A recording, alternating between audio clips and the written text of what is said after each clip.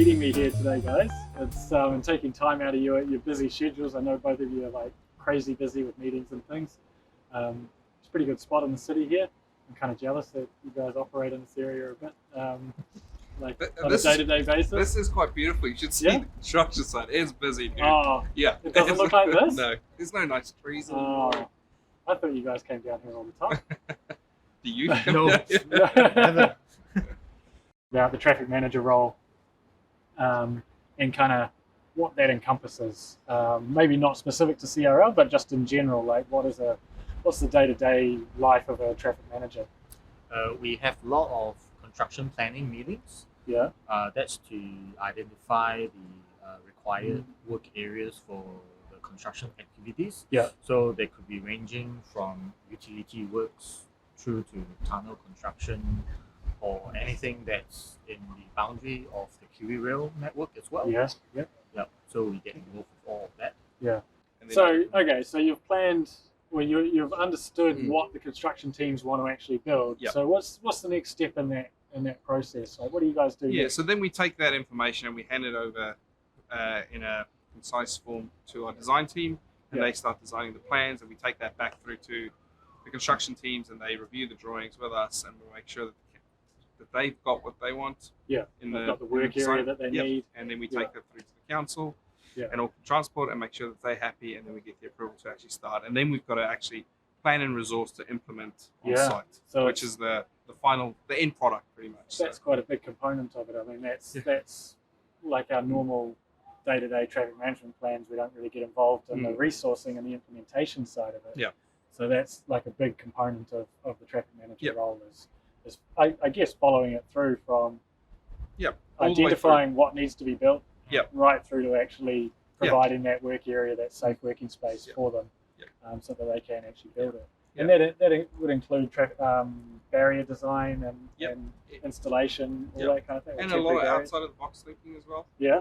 But we need to get solutions that might not be 100% compliant, but we need to make it work because that's the best you can do. Yeah, and I guess in the city, it's such a tight working environment that you have to really think beyond the normal requirements and think how you can still do it safely, but fit into the space that you've got. Because there are a lot of it's very constrained in the city, isn't it? Yeah, and then we've spoken a bit about the resources.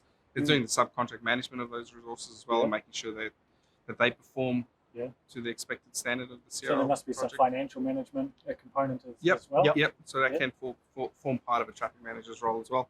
Yeah. Financial management, budget planning, forecasting, all that. So how does that work? I mean, to me, it sounds like you guys are like so fully integrated into the project, and you are 100%, both of you on the project. So how does that work with CRL? Like, you're in their office? Or? Yeah, it gives us a good opportunity to work together with the different construction team members. Yeah. And be part of the project team, being there in the offices, and we are much closer to them. So any minor changes or issues we can sort out immediately. Yeah, it'd be quite an advantage, as opposed to being in a different office. You can meet with them quickly, and you don't have to travel in to go to meetings. People can just shoulder tap you and say, hey, we need a bit of a conversation. And it's always nice sitting with the engineer or the construction manager. You just sit with them at your desk, and you can look at the screen. You can go, hey, cool, let's really make that change in the drawing. Make that change. Oh, it doesn't work. We change that out. So, and I guess it would help them understand the constraints that you're working to as well. Because you can be developing that on the computer at the same time, like while they're sitting there and go, well, no, this is the space we've got. Yeah, and you come to decisions quite quickly because they come to you and say, hey, we're looking at doing this. What do you think about this? No, it's not going to work. Or yes, it's going to work. Let's pursue that option. So And your offices are right in the city. You can see the project. Oh, we've got a great view. Yeah. So we're on the 10th floor, overlooking the whole site. It's awesome. Yeah, it's quite an advantage to be so on site because you can just walk out the door as well and go and check something if there's a question or you're designing something you don't quite. You're like, oh, what is actually there right now?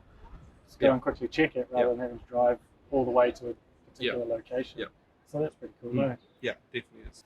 Well, it's been great catching up with you guys and learning a bit more about your project and what you guys do on it. It's I've definitely got a bit more of an appreciation for the type of things that you guys get up to on a day-to-day basis.